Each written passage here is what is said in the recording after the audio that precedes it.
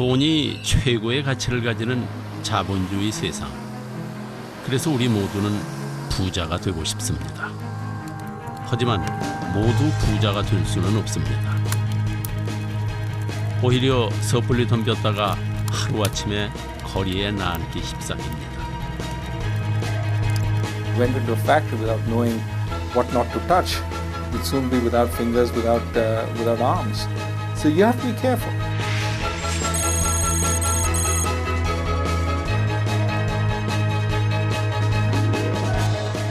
The Hippocratic Oath, which doctors take, could very well have a financial counterpart, and the fact that we don't have such a thing.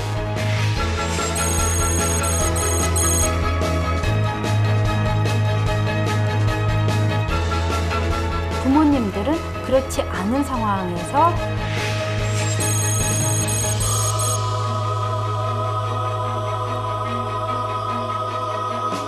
청소년들을, 즉 자식들에게 많은 것들을 지출을 하고 다른 아이들하고 부럽지 않게끔 해주기 위해서 많은 어떠한 투자를 하고 있다는 겁니다. 금융 이력이 없으면 생존을 할 수 없다고, 생존에 도구가 됐다고 얘기를 하거든요.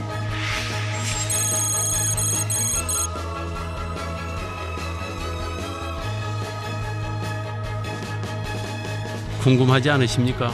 부자들은 우리랑 뭐가 다른 걸까요? 특별히 돈 버는 머리가 있는 건 아닐까요? 아니면은 우리가 모르는 무언가를 알고 있는 건 아닐까요? 금융 자본주의 세상에서 부자로 살려면 도대체 무엇을 알아야 하는 걸까요?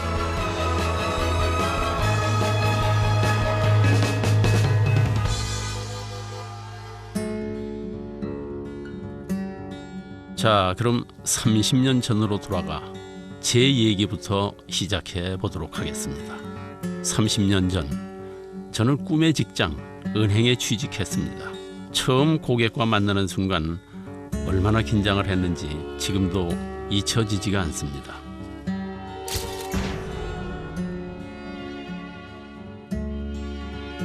첫 손님을 아직도 기억하고 있습니다. 어서 오십시오, 고객님.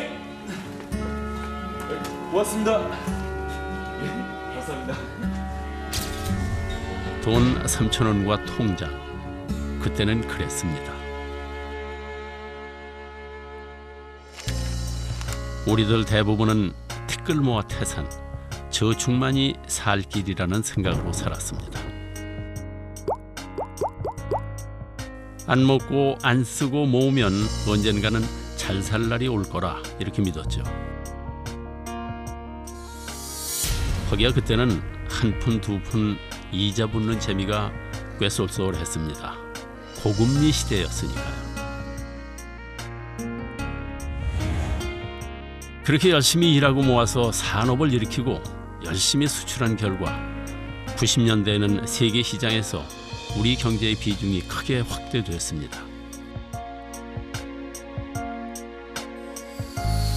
그러자 금융시장 개방에 대한 압력도 거세져서 1992년 금융자율화 및 개방 시행 계획이 발표되고 금융시장이 급속도로 개방됐습니다.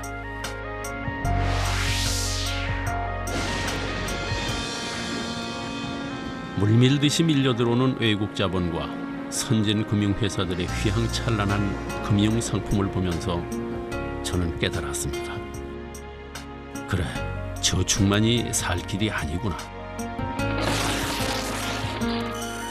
하루가 다르게 변하는 통화량, 오르락 내리락하는 환율, 그때마다 심하게 요동치는 주가. 금융자본주의 세상은 너무도 급박하게 변화무쌍하게 돌아가고 있었습니다.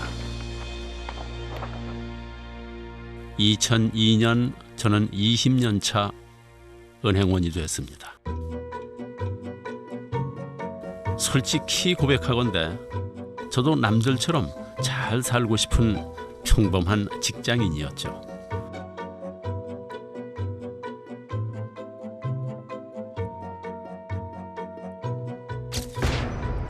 만년 과장이라는 별명이 붙었지만 그래도 IMF 때 안 잘리고 버틴 것만도 참 다행이다 싶었죠.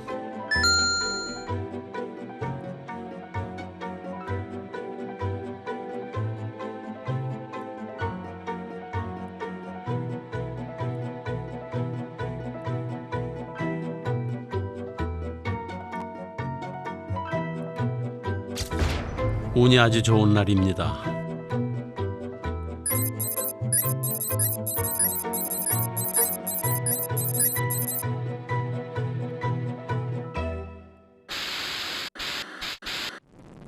(15년) 가까이 유지되던 금산분리의 빗장이 결국 풀렸습니다.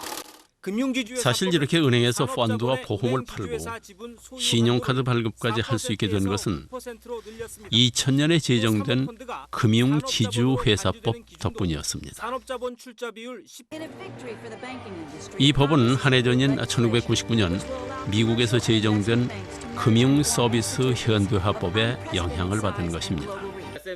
금융지주회사가 은행 외에 증권회사, 즉 투자회사를 둘 수 있게 한 것이었습니다. 등급 조정에 따른 불안감이 이미 주가에 반영됐다는 것입니다.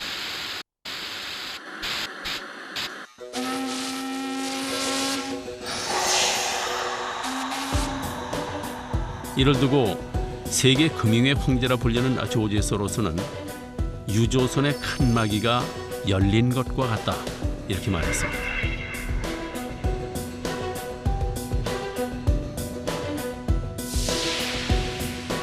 그래서 우리나라도 금융업의 경쟁력을 강화한다 하는 명목으로 금융지주회사법을 제정한 것입니다.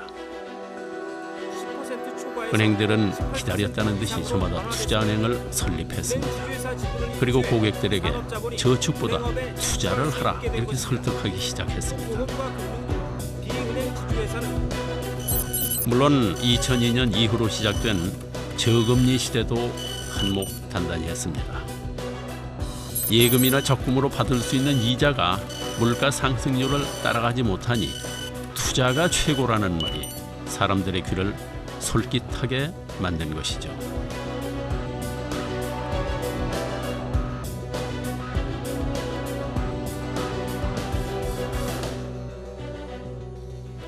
그 후 다시 5년이 흘렀습니다. 새로 나온 중국 펀드를 팔라는 명령이 떨어졌습니다. 판매 수수료가 특히 많은 상품. 우리 앞집에 사시는 김영감님이시네요.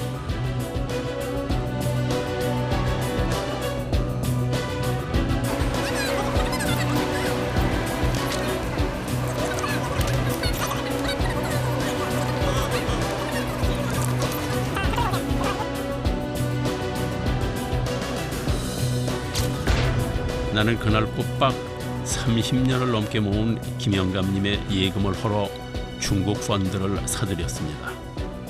요즘 제일 잘 나가는 펀드라 이렇게 말씀드리면서 근데 연일 최고치를 경신하던 중국 펀드는 순식간에 곤두박질 치기 시작했습니다.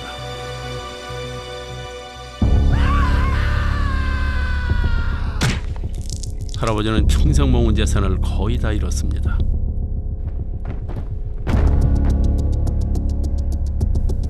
얼마 뒤에 할아버지가 자살했다는 소식이 들렸습니다. 도대체 내가 무슨 짓을 한 것인지.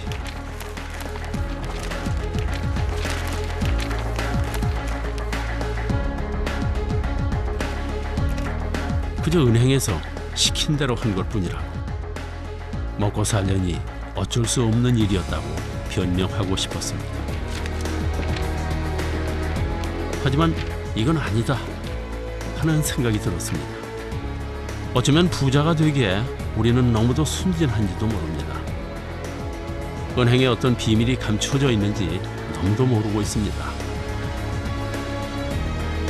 이제부터 어떻게 하면 알뜰살뜰 모은 소중한 내 재산을 지킬 수 있는지 어떻게 하면 남들처럼 돈 좀 벌었다 하는 그런 소리를 들을 수 있는지 게을러서 순진해서 또 어려워서 몰랐던 비밀들을 가르쳐 드리겠습니다.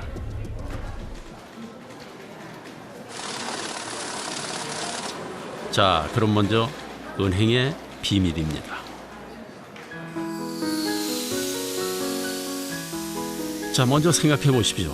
우리는 은행을 이웃이라 생각합니다. 라면 행복이 있다. 사람에서 사람으로 이 술술 1등이 참 많은 대한민국. 은행원의 친절에 감동하며 가족같이 돌봐준다는 은행의 광고를 철석같이 믿죠. 2012년에도 당신의 기쁨을 하나하나 키워가겠습니다. 펀드 투자자들에게 주거래 금융기관을 선택한 이유를 물었더니 이전부터 주거래 금융기관이어서라는 대답이 1위를 차지했습니다. 하지만 내가 기대하듯 은행원은 정말 나의 돈을 지켜주기 위해 항상 최선을 다해줄까요? 그건 은행에 대해, 은행원에 대해 너무 몰라 하는 말입니다. 솔직히 말씀드리면 은행원이 특정 상품을 권하는 건 대부분 뭔가 다른 이유가 있기 때문입니다. 뭐 직원들이 추천할 이유는 딱 하나죠. 본사에서 프로모션이 나온 거죠.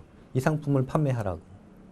그렇기 때문에 판매하는 것이지, 직원들이 이 상품에 아무런 본인한테 인센티브가 없다고 하면 판매할 이유가 없지 않겠습니까?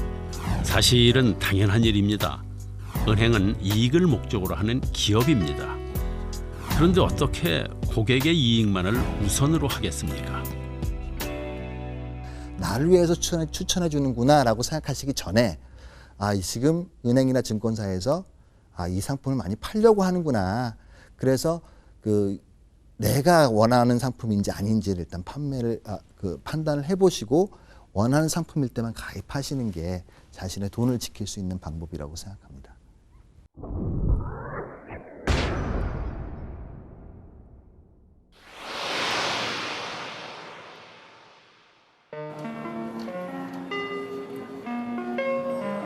은행원이 다 알고 있다 이렇게 생각하는 것도 큰 오산입니다.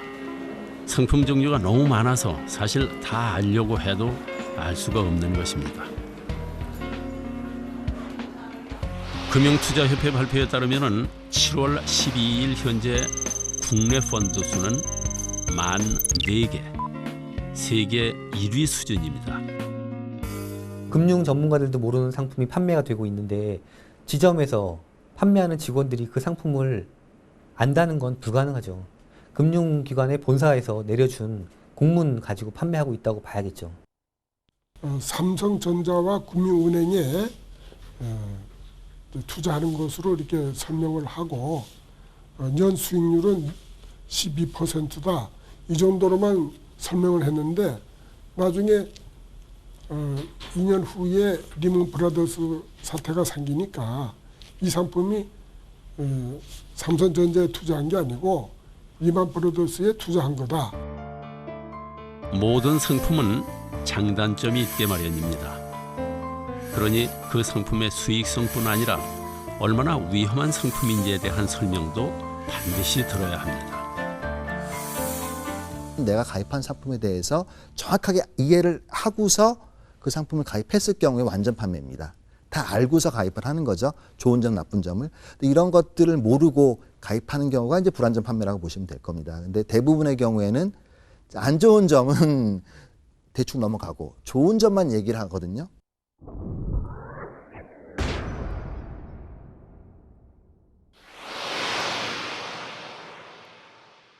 세금 인출 사태가 확산되면서 추가로 문을 닫는 저축은행이 대표적인 예가 바로 저축은행 사태입니다. 지난 5월에 솔로몬, 미래, 한국, 한주 등 4개 저축은행이 영업 정지를 당했습니다. 그리고 결국 거기에 따른 손해는 투자자 혼자 온전히 떠안게 되는 것입니다. 각종 불법 대출과 비자금 조성 문제로 은행장뿐만 아니고 정치권의 핵심 인물들이 줄줄이 구속되었습니다.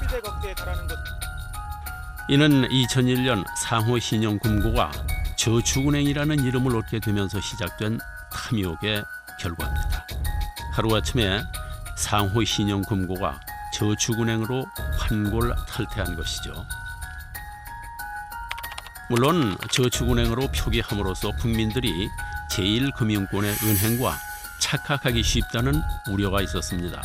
법적인 보호장치로 마련된 것이 겨우 간판에 저축 띄어쓰기 하고 은행이라고 쓰면 안 된다는 것이었습니다.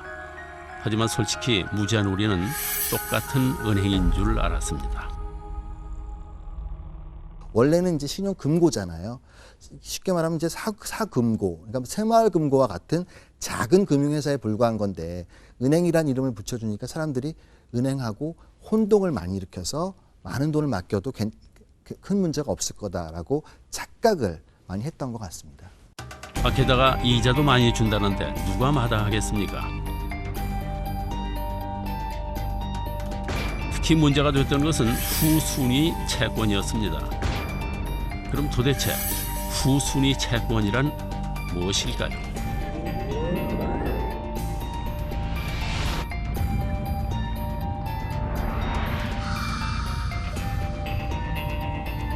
저축은행이 파산했을 경우에 예금자 보호법에 의하면 예금은 최고 5천만 원까지 원금을 보장해 주게 돼 있습니다.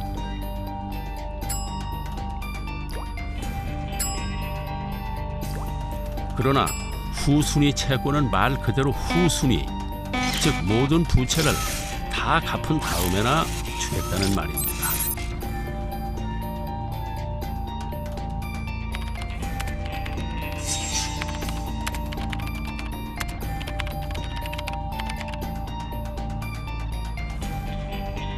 그렇다면 저축은행이 후순위 채권을 파는 이유는 뭘까요? 바로 BIS 때문입니다. BIS는 은행의 자산이 얼마나 건전한지, 즉 믿을만한지를 나타내는 대표적인 지표입니다. 우리나라에서는 BIS가 5% 미만이면 감독기관으로부터 개선 권고나 요구, 명령을 받게 됩니다. 그런데 예금을 빼서 후순위 채권으로 돌리면 부채가 줄어들게 됩니다. 그럼 BIS가 높아지므로 자산이 건전하다 하는 인정을 받을 수 있는 것이죠. 그러니까 은행의 BIS 비율을 높이기 위해서 후순위 채권을 발행합니다. 그래서 예금 같으면 은행 측에서 보면은 빚이죠. 그분한테 돌려줘야 되니까. 그래서 그냥 부채로 잡히는데 채권은 부채로 잡히지가 않습니다. 항상 그 금융 소비자들이 아셔야 될 거는 그 높은 이자를 많이 주면 거기에 그 뒤에 숨어 있는 위험이 있다라는 거죠. 결국은 우리는 너무 몰라서, 너무 믿어서, 너무 순진해서 실패한 겁니다. 그러니 은행원에 좋다는 말에 덜컥 투자하지 말아야 합니다. 은행원이 제대로 알고 설명하고 있는지, 내게 정말 맞는 상품인지 꼼꼼하게 따져봐야 하는 것입니다. 톰 소여의 모험을 쓴 마크 트웨인은 이렇게 말했습니다. 은행은 맑은 날에는 우산을 빌려줬다가 비가 오면 우산을 건넨다.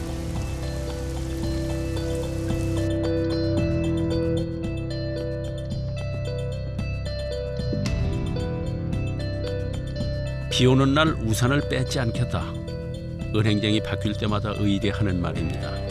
그러나 과연 믿을 수 있을까요?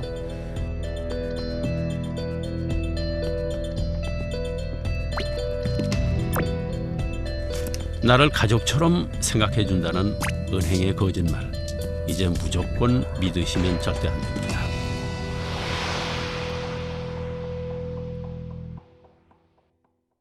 이제 두 번째, 금세기 최고의 투자 방법이라는 펀드. 그 비밀을 파헤쳐 볼까요? 펀드란 다수의 사람으로부터 자금을 끌어모아서 주식이나 채권 등에 투자한 뒤에 수익을 나누어 갖는 금융 상품을 말합니다. 내가 펀드를 사면 나와 같은 펀드를 산 사람들의 돈이 합쳐져서 수탁회사로 갑니다. 수탁회사는 돈을 보관하고 있습니다. 그럼 자산운용사의 펀드 매니저가 투자를 결정하게 됩니다. 이제 수탁회사는 가지고 있던 돈을 투자합니다. 그리고 거기서 이익이 나오면 투자한 비율대로 나누어 주는 것입니다. 그러나 분명히 알아야 할 것은 펀드는 저축이 아니라 투자라는 겁니다. 투자라는 말은 한마디로 다 날릴 수도 있다는 뜻. 펀드는 어디에 투자하는지에 따라서 주식형, 채권형, 혼합형으로 나뉘어집니다. 주식형은 고수익이 가능한 만큼 위험이 큰 고위험 상품입니다. 그렇다면 수익이 높고 위험은 낮은 상품은 없는 것일까요? 고수익과 저위험은 완전히 배치되는 개념인 것 같습니다. 그래서 그런 상품이 있다고 하면 제가 먼저 투자해야 될 것 같고 제가 아는 바에는 그런 상품은 없는 걸로 알고 있습니다. 그렇기 때문에 펀드를 고를 때는 자신의 목적과 투자 스타일에 맞는 것을 골라야 하는 것입니다. 방금 보셨지만 내가 은행에서 펀드를 샀다고 해서 은행에서 펀드를 운영하는 게 아닙니다. 은행은 그저 펀드를 파는 판매자와 돈을 맡아두는 수탁자의 역할을 할 뿐이죠. 실제 펀드를 운영하는 것은 자산운용회사에서 하는 것입니다. 내 돈을 이렇게 많은 전문가들이 운영해 준다니 고마운 마음이 드시나요? 하지만 알고 있지 않습니까? 세상에 공짜는 없는 법입니다. 자, 일단 판매회사인 은행이나 증권사는 나한테 펀드를 팔면서 수수료를 챙깁니다. 팔 때 받는 경우를 선취, 나중에 받으면 후취, 또 90일 이전에 다시 팔고 싶으면 수익금의 70%를 환매 수수료로 내야 하는 것입니다. 펀드에 투자를 하면 내 돈을 내가 10만 원을 냈는데 펀드 통장에 찍히다 보면은 99,000원이 찍혀 있단 말이죠. 이 1,000원이 뭐지라고 궁금해하시는 분들도 있고 아예 그것도 모르시는 분들이 있으세요. 그러면 이제 10만 원을 넣었는데 내 통장에 원금에서 99,000원이 찍히는 이유는 선취 수수료로 1,000원이 빠져나갔다라는 의미가 되는 거거든요. 그뿐이 아닙니다. 수탁회사와 투자운용회사에는 매년 보수를 주어야 합니다. 펀드가 잘 나가서 50% 이상의 이익을 낼 때는 그래도 괜찮습니다. 거기서 일정 부분을 떼어주면 되는 것이니까요. 하지만 수익을 못 냈다고 보수를 안 주는 게 절대 아닙니다. 미안하다 이렇게 깎아주지도 않습니다. 결국 원금에서 주어야 되는 것입니다. 수수료를 뭐 100만 원, 200만 원씩 이렇게 수수료를 계산하고 하더라고요. 그 서류를 보니까. 근데 그것은 수수료에 대해서는 사전에 설명 없이 일방적으로 수수료를 이제 계산을 했고요. 또 그 상한길이 됐을 때에 그 원금과 이자를 줄 때에는 자네들이 일방적으로 그러니까 회사 자체의 이익금을 먼저 다 챙기고 이익이 없으면은 그 고객에게 그 원금에서 일방적으로 삭감한다 하는 것을 제가 나중에 알았습니다. 보통 판매 보수가 1% 높을수록 투자자의 수익률은 0.31% 낮아진다는 통계가 있습니다. 1%가 뭐 그리 대단하냐 이렇게 생각하실 수 있습니다. 그런데 매월 40만 원씩 투자한다고 했을 때 9%의 투자 비용과 딱 1% 차이 나는 10%의 투자 비용을 계산해 보면 이렇게 큰 차이가 납니다. 그러니 수수료는 0.1%라도 아껴야 되는 것입니다. 그런데 여기서 끝이 아닙니다. 수수료와 보수는 그저 보이는 비용일 뿐이고 보이지 않는 비용이 또 있습니다. 주식을 한번 사고 팔 때마다 증권사에 내는 수수료가 있습니다. 펀드를 운영하는 펀드 매니저들이 사고 팔 때마다 나는 모르지만 거기 숨어있는 그 비용들이 계속 발생을 하거든요. 바로 주식 매매 수수료, 주식을 매매할 때마다 지불해야 되는 비용입니다. 그런데 증권거래가 얼마나 빈번한지를 말할 때는 매매 회전율이라는 말을 씁니다.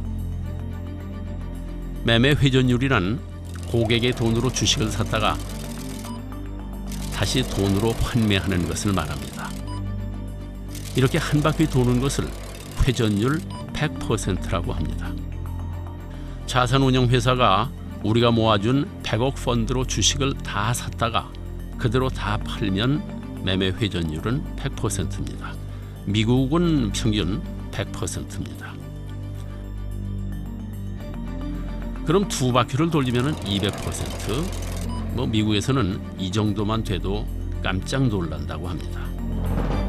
그런데 우리나라의 경우 대형 펀드 중 1,400%, 1,500%인 것이 허다합니다. 심지어 6,200%인 것도 있었습니다. 회전할 때마다 매매 수수료를 지불해야 하는데 이렇게 회전율 높으니 그 수수료 또한 만만치 않습니다. 그러니까 펀드를 살 때는 꼭 매매 회전율을 확인해야 되는 것입니다.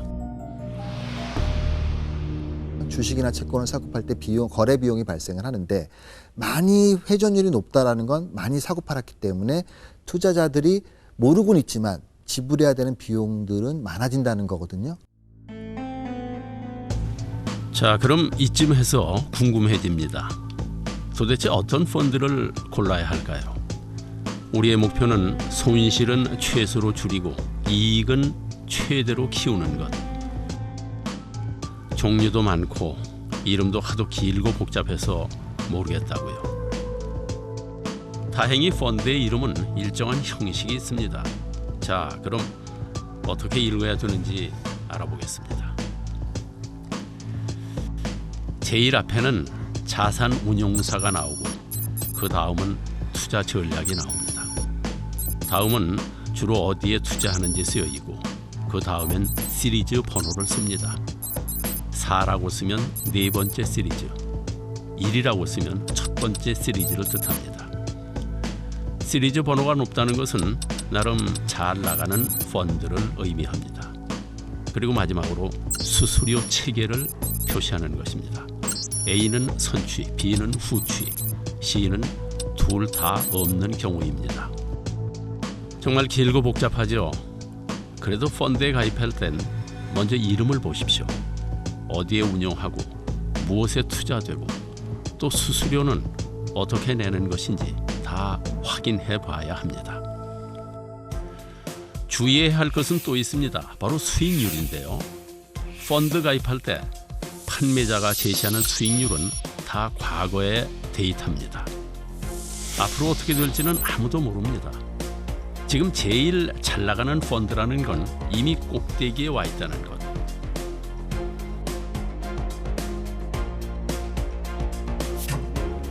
그러므로 수익률만 보고 판단하는 건 위험한 일입니다. 고수익 상품은 고위험 상품임을 잊지 마셔야 합니다. 또 수익률이 좋다고 이 펀드 저 펀드에만 투자해서도 안 됩니다. 자산을 부동산, 예금, 펀드 등 각각의 특성을 고려해서 분산해서 투자해야 합니다. 내가 그 수익을 좀 추구하는 스타일인지 아니면 수익은 좀 낮더라도 안정적인 그 수익을 기대하는 그 성향인지를 파악을 하신 다음에 성격이 전혀 다른 상품들, 즉 펀드, 예금, 채권 뭐 이런 식으로 이제 부동산 전혀 다른 상품들을 그 잘 섞는 게 진정한 의미의 분산 투자라고 생각을 합니다.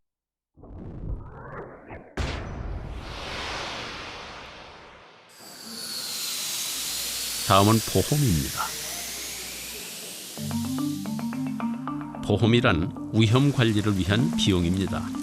이는 저축이나 펀드와 같은 재테크 수단이 결코 아니라는 뜻이죠. 한참 인기 있었던 변액 보험의 경우에 한 달에 20만 원의 보험료를 내면 그중 위험 보험료를 떼고 사업비, 수수료 등의 부가 보험료를 뗀 다음에 나머지를 88에서 95%를 저축 보험료로 따로 떼서 펀드에 투자하는 것.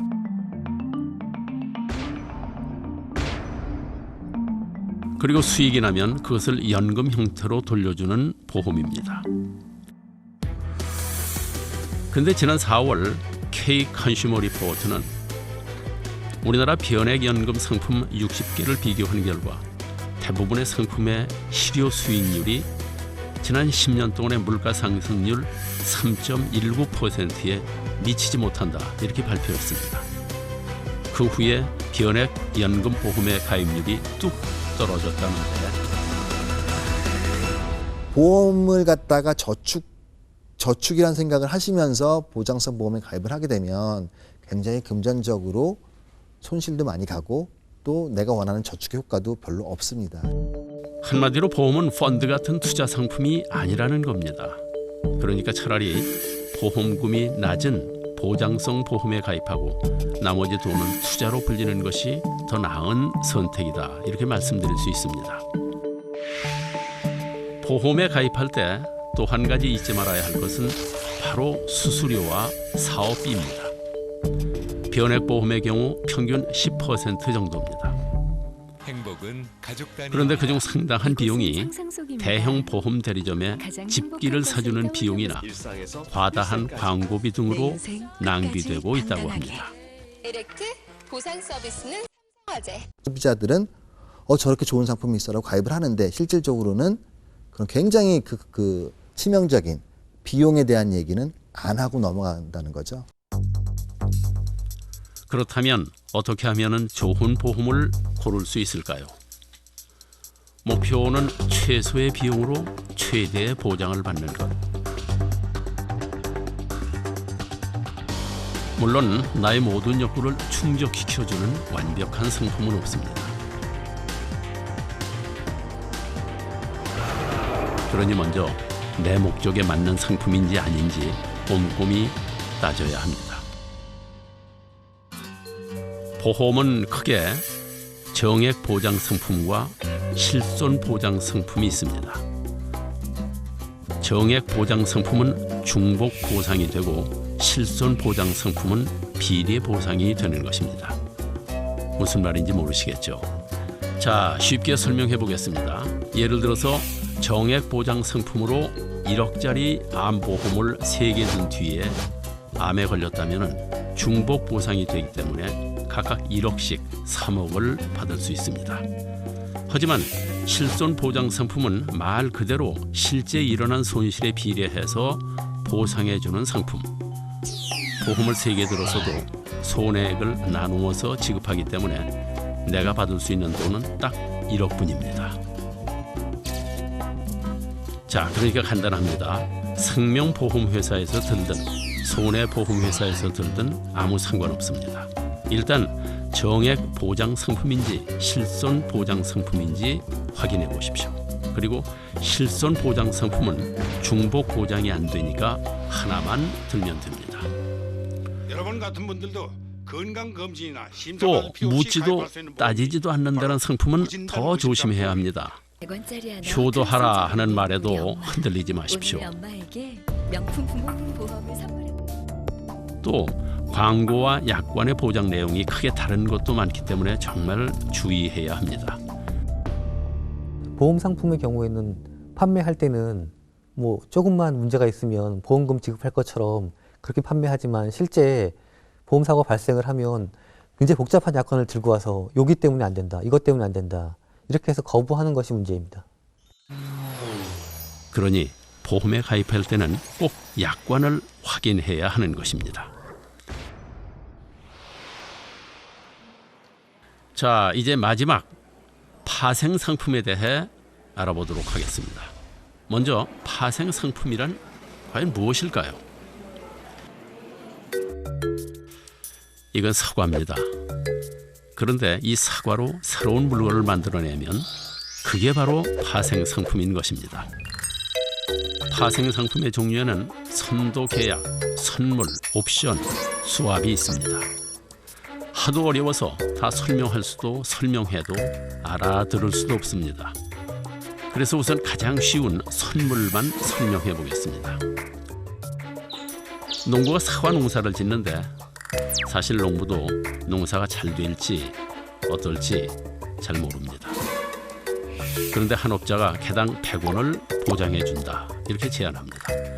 100원이 넘으면 농부가 손해를 보고 100원이 안 되면 업자가 손해를 보죠. 예측할 수 없는 행운을 기대한다는 면에서는 도박이랑 비슷합니다.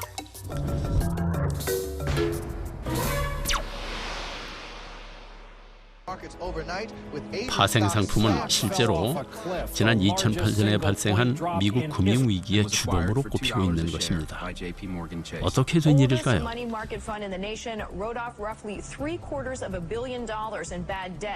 대출업자는 주택을 담보로 해서 대출해준 서브프라임 모기지론에 돈을 받을 권리를 증권으로 만들어서 투자은행에 팔았습니다. 투자은행은 모기지론에서 파생된 상품들, 심지어 모기지론을 갚지 못했을 때를 대비한 상품까지 만들어 전 세계에 팔았습니다. 그러나 부동산 가격이 떨어지고 빚을 갚지 못하는 사람들이 늘자 서브프라임 모기지가 부실해지고 말았습니다. 파생 상품의 원재료가 부실해졌으니 이를 근거로 만든 파생 상품이 부실해지는 건 당연한 일. 살아남기 위해 이른바 저가의 동침도 마다하지 않고 결국 있으며 이를 직접 판매하고 투자한 베어 스턴스와 리먼 브러더스가 손실을 감당하지 못하고 쓰러지고 말았습니다. 쇠퇴의 길을 걷고 있습니다. 뿐만 아니라 이 부실 파생 상품과 연계된 또 다른 파생 상품들이 전 세계 투자자들에게 팔려나간 상황. 전 세계 금융시장이 동시에 마비될 수밖에 없는 상황이 된 것입니다. 이러한 위험성에도 불구하고 작년 우리나라 파생 상품 거래량은 38억 건, 전 세계 거래소의 27%를 차지하면서 3년 연속 세계 1위를 달리고 있습니다.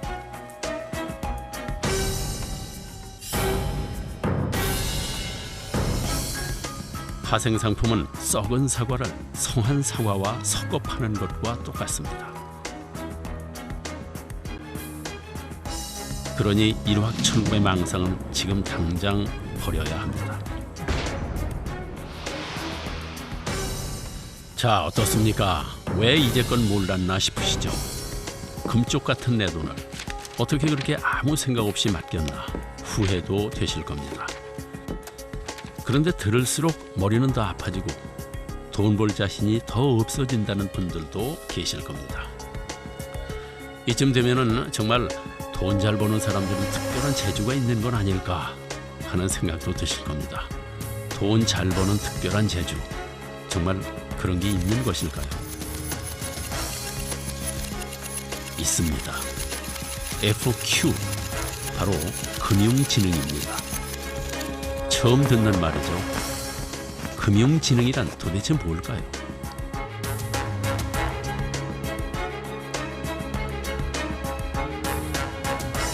우리는 금융지능에 대해 심층적으로 연구해온 한국개발연구원의 천규승 박사님을 만났습니다. 금융생활을 좀 더 효율적으로 또 합리적으로 이루어서 좀 더 나은 풍요로운 세상을 살기 위해서 필요한 개개인에게 필요한 어떤 자질, 즉 금융지능이란 금융에 대한 이해력을 말하는 것입니다. 우리는 성인의 금융 이해력 지수에 관한 연구를 토대로 해서 초등학생의 금융 이해력 지수를 측정해 보기로 했습니다. 그 사람의 금융 경향은 그대로 이제 굳어지게 되거든요. 그래서 이제 그 우리 국민 전체의 어떤 그 금융 복지를 위해서 어떤 방향으로 이 금융 교육을 이끌어 나가야 될지 이런 걸 이제 이해하기 위해서는 초등학교 금융 이해력 테스트가 굉장히 필요했던 거죠. 조사는 전국 초등학교 고학년 656명을 대상으로 실시됐습니다. 그 결과 영역별로 보면은 관리와 보험 영역의 점수가 제일 높게 나왔고 신용과 부채 관리 영역의 점수가 제일 낮게 나왔습니다. 신용 관리가 중요하다는 건 알고 있어요. 근데 실질적으로 신용카드를 어떻게 써야 되는지, 뭐 빚은 어떻게 갚아야 되는지 여기에 대해서는 전혀 이해력이 굉장히 높지가 못했었습니다. 또 정기적으로 용돈을 받는 경우가 금융지능이 상대적으로 높게 나타났습니다.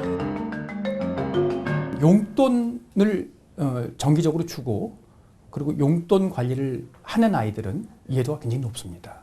이제 돈에 대해서 스스로 접촉하게 되니까 그 돈에 대한 관리 능력도 생기게 되고 부모님과 돈 쓰기에 대해서 대화하는 횟수와 금융지능의 차이를 분석한 결과는 의외로 가끔 한 달에 1, 2회 정도 부모님과 대화한다는 학생들의 점수가 모든 영역에서 높았습니다.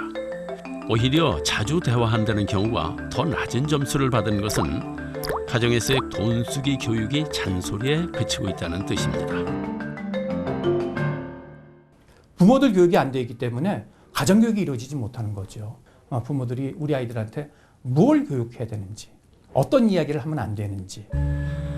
사실 우리의 부모님들은 아이들에게 돈 얘기를 하는 것을 창피하게 여기셨습니다. 없어도 없는 척 안 하고 있어도 있는 척 안 하셨죠. 그렇다면 우리는 어떨까요? 우리의 아이들에게 제대로 교육하고 있는 걸까요? 우리는 과연 우리의 자녀들이 가정의 경제적인 상황에 대해 제대로 알고 있는지 궁금해졌습니다. 그래서 서울대학교 심리학과 곽금주 교수팀과 함께 부모와 청소년을 대상으로 경제 인식 조사를 실시했습니다. 먼저 가정의 총 소득을 물어보는 질문에서는 각 항목마다 청소년과 부모의 비율이 눈에 띄는 차이를 보였습니다. 실제 부모가 얘기한 소득과 청소년들이 우리 가계에 대한 소득들을 보면은 청소년들이 훨씬 더 높게 인식을 하고 있었다 하는 겁니다. 그만큼 청소년들은 실은 우리 가정이 풍부하다라고 생각을 가지고 있는 거죠. 한마디로 가정 형편을 잘 모른다는 뜻이 되겠습니다. 10단계 사다리로 현재 가족의 사회적 위치를 물어본 질문에서도 역시 자녀가 부모보다 자신의 위치를 높게 평가하고 있었습니다. 가정의 생활 수준을 주변과 비교했을 때도 결과는 마찬가지였습니다. 자녀가 부모보다 훨씬 풍족한 것으로 인식하고 있었습니다. 부모님들은 그렇지 않은 상황에서 청소년들을 즉 자식들에게 많은 것들을 지출을 하고 다른 아이들하고 부럽지 않게끔 해주기 위해서 많은 어떠한 투자를 하고 있다 하는 겁니다. 옛날 부모님이 소 팔고 논밭을 팔아서 우리를 공부시켰듯이 우리도 아이들에게 그렇게 하고 있는 것입니다. 금전적 지원 상황을 묻는 질문입니다. 자녀들은 내가 어느 정도 투자를 받고 있다라는 생각을 가지고 있고요. 그리고 앞으로도 이렇게 해줄 거다라는 생각을 더 가지고 있다라는 거죠. 이러한 막연한 기대감은 청소년의 돈에 대한 자립심을 떨어뜨려서 결국 나이가 들어도 계속 부모에게 금전적으로 독립하지 못하는 상황을 만들 수 있습니다. 그러므로 이제 아이들 기죽일까 봐 숨길 일이 아닙니다. 제대로 알려주는 것이 바로 금융교육의 첫걸음이 되겠습니다. 이 프레임 자체가 바뀌었다는 걸 인정을 하고 OECD에서도 금융 이해력이라는 게 더 이상 상식이 아니라 그냥 뭐 알면 좋고 몰라도 그만인 그런 상식이 아니라 금융 이해력이 없으면 생존을 할 수 없다고 생존의 도구가 돼 있다고 얘기를 하고 있거든요.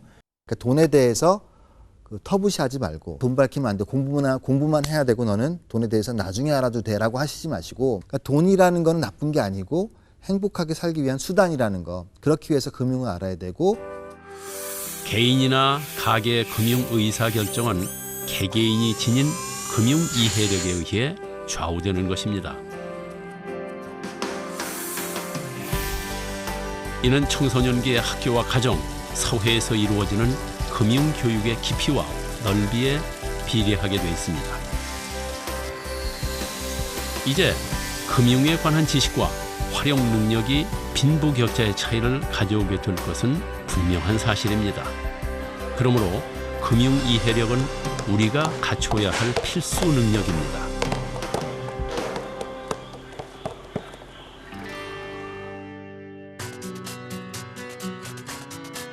그렇다면 금융 선진국이라 불리는 미국의 금융 교육은 어떨까요? 지난 2002년 미국은 금융 교육을 활성화시킨다는 연방 정부의 정책에 따라서 재무부에 금융 교육국을 새로 만들었습니다. 그리고 국민을 위한 금융 교육을 적극적으로 지원하기 시작했습니다. 또 각계의 전문가들이 모여서 만든 점프스타트의 소비자 금융교육 표준안을 이용해서 금융교육의 체계를 잡았습니다. 자, 그러면은 미국의 금융교육은 우리와 어떻게 다를까요? 머니세이브는 시카고 재무부에서 마련한 금융교육 프로그램으로 해마다 학교를 선정해서 특별 활동으로 하는 금융 수업입니다. Divided into different quadrants. The first quadrant is actually save, which is very important, spend, donate, and invest. And it comes with a piggy bank, which teaches you how to do this and why it's important to do, and it has an interactive component with parents. 시카고에 위치한 웨스트리지 초등학교는 지난해 금융교육 머니세이브를 실시한 학교입니다. The students last year in the springtime, they got a chance to actually get a workbook from the Money Saving Kids program. And they also got a little bank, just like the one on the workbook.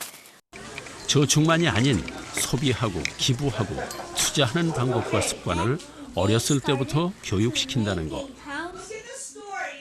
저축만을 강조했던 이제까지의 우리의 교육과는 많이 다른 접근법입니다. The earlier the kid learns how to handle their money, whether it's how to save it, what to spend it on, how to invest it, and how to actually donate money in different organizations, they'll be able, when they become a teenager or an adult, they'll know how to handle this. Well, I think it's a place to start, and the programs that we have with our partners in the Chicago Public Schools is actually interactive with parents. We send home literature so that it can be a family discussion. As I said before, a lot of parents are afraid, don't know where to start, and so we do like it to be a beginning, but we want it to be part of everyday conversation within families. 학교와 집이 함께하는 교육, 그리고 변화된 금융시장에 적응할 수 있도록 새롭게 개발된 학습 과정이 상당히 인상적입니다. And my tagline for Save, Spend, Grow It is it's your money, your choice. 다행히 최근 우리나라에서도 새롭게 변화된 금융 환경에 적응하기 위한 교육을 목표로 해서 초, 중고 금융교육 표준안을 마련했습니다. 그리고 현재 그 내용을 반영한 교과서가 개발, 보급되고 있습니다. 이제 좀 더 현실적이고 체계적인 금융교육이 가능해지는 것입니다. 그러나 과연 학교에서만 배운다고 될까요? 이미 학교를 졸업한 우리는 또 어떻게 할까요? 세계적인 경제학자인 라구람 라자는 성인 금융교육의 중요성을 강조하고 있습니다. By all means, at an early age, knowing what a stock is, what a bond is, etc., is useful. But I think you need a re-education at the point that you're starting to invest. And I think one of the most important messages at that point is it's very hard to make money. And I think people don't get that message. 실제 투자할 나이가 되면은 재교육이 필요하다는 말입니다. 또한 투자의 위험성에 대한 교육도 강조합니다.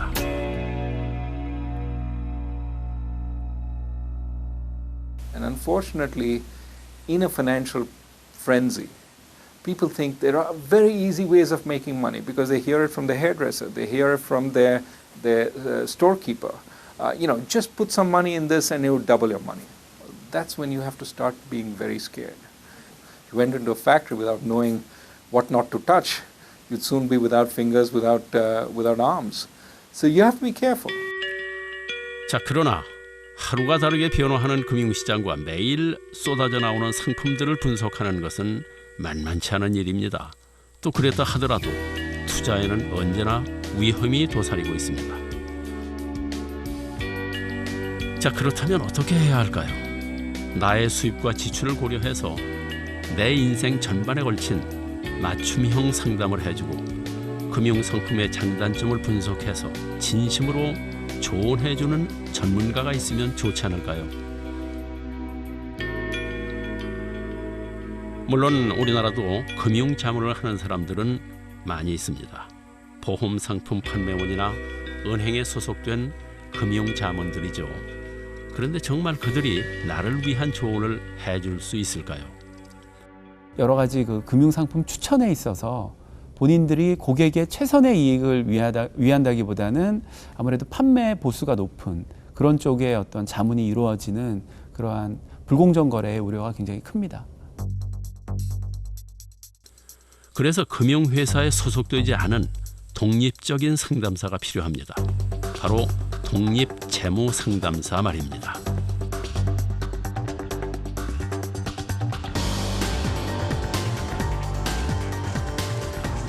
현재 미국과 영국에서는 이미 독립재무상담사 제도를 시행하고 있다고 합니다.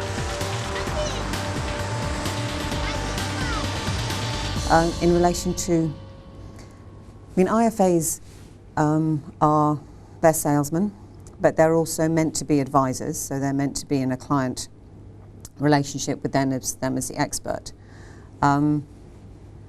You could argue that they're similar in a way to lawyers. Advisors will have to be paid by fee. They can no longer be paid by commission.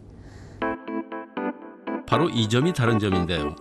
수수료가 아니고 자문료를 받는 것은 상담가들이 금융회사로부터 독립적이 되기 위한 기본 요건입니다.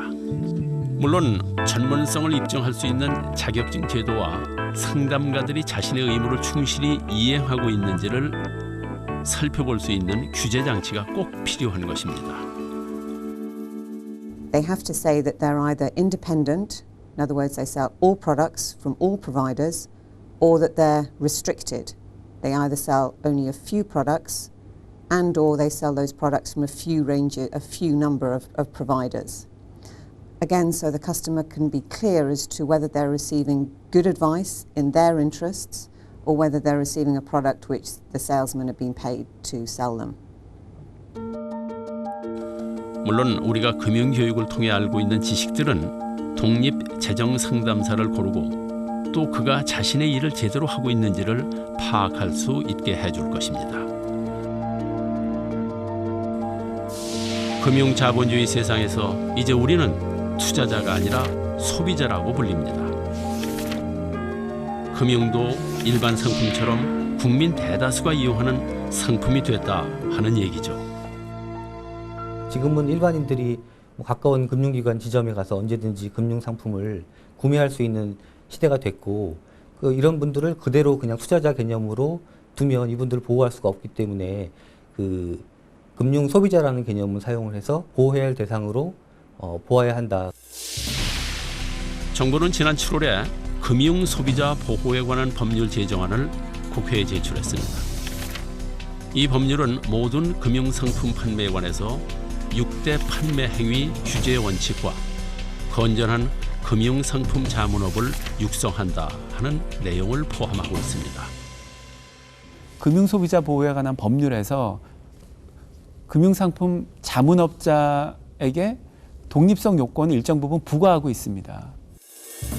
지금까지 자문업은 보험, 은행, 증권 등이 각각 개별적으로 규제됐는데 이제 이를 금융상품 자문업자라고 통합하겠다는 것이 요지입니다. 그 미흡한 점은 시장 전체에 있어서 가장 좋은 금융투자 상품 내지는 금융상품을 고객에게 추천할 의무가 있습니다. 그런데 우리나라 같은 경우에는 아직까지 그 정도 수준의 그 선관 의무를 자문업자에게 부여하고 있지는 않습니다. 쉴 틈 없이 변화하는 금융 시스템과 매일같이 홍수처럼 쏟아져 나오는 금융상품 속에서 소비자로서 제대로 보호받기는 아직 먼 이야기라는 생각이 듭니다. We need to get used to the fact that we will be a more financial world in 10 years now than we are today, and we are more financial than we were 10 years ago. 하지만 우리는 아직도 너무 게으르고 순진하고 무지합니다. 지난 1년 동안 금융범죄 사건만 모아놓아도 온 벽을 가득 메울 정도입니다. 물론 그 피해는 고스란히 우리가 짊어지고 있죠. 그런데 몰랐다는 이유만으로 그저 내 탓이요 하는 게 잘하는 짓일까요? 우리가 아파서 의사를 찾아가면은 의사는 우리에게 우리의 병과 치료 방법을 설명해 줘야 합니다. 그것은 의사로서의 의무입니다.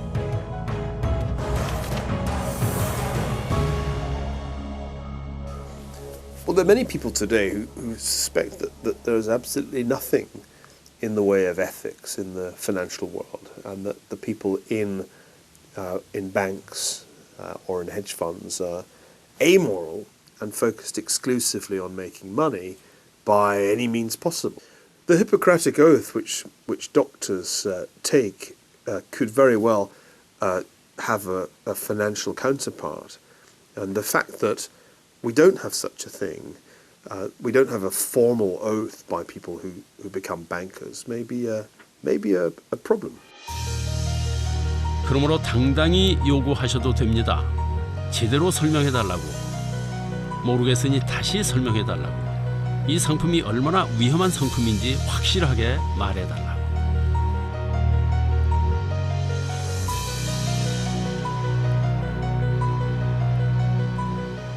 불량식품만 사람을 죽이는 게 결코 아닙니다. 불량금융상품은 온 가족의 삶을 파괴하는 가정 파괴범이자 사회악입니다. 음식을 먹을 때 불량식품인지 아닌지를 확인하고 먹는 것처럼 무자비한 금융 시스템에서 살아남기 위해서는 우리 스스로 자신을 지켜야 합니다.